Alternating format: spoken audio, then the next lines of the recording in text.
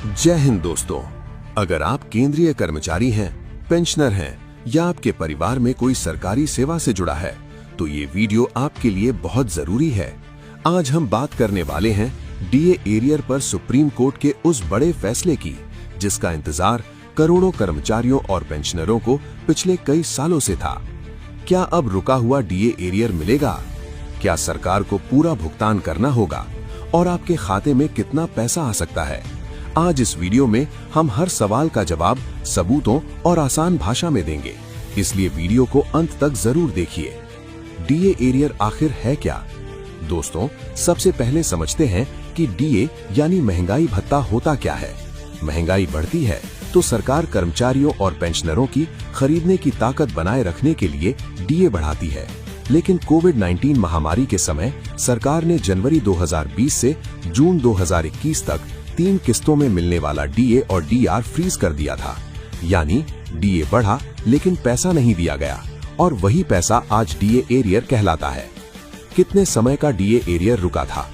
कुल 18 महीने का डीए डीआर एरियर रोका गया था, जिसमें शामिल थे जनवरी 2020, जुलाई 2020, जनवरी 2021।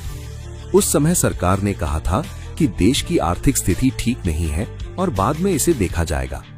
लेकिन दोस्तों, बाद में भी ये मामला टलता ही रहा। कर्मचारी और पेंशनर क्यों नाराज थे? क्योंकि डीए कोई भीख नहीं बल्कि कानूनी अधिकार है। महंगाई तो पूरी बढ़ी लेकिन उसका मुआवजा नहीं मिला।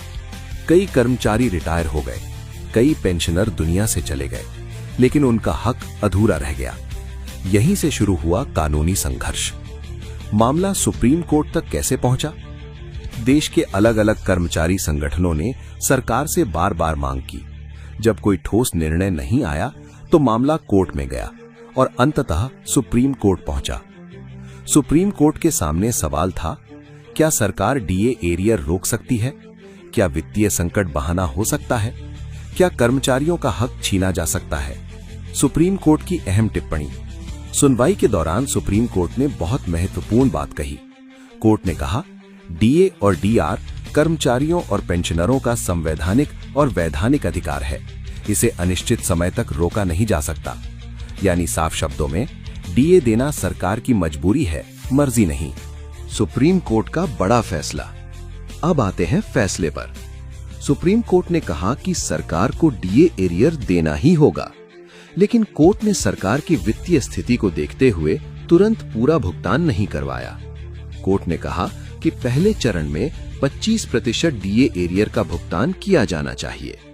यह फैसला कर्मचारियों के लिए बड़ी नैतिक और कानूनी जीत है। 25% डीए एरियर का मतलब क्या है?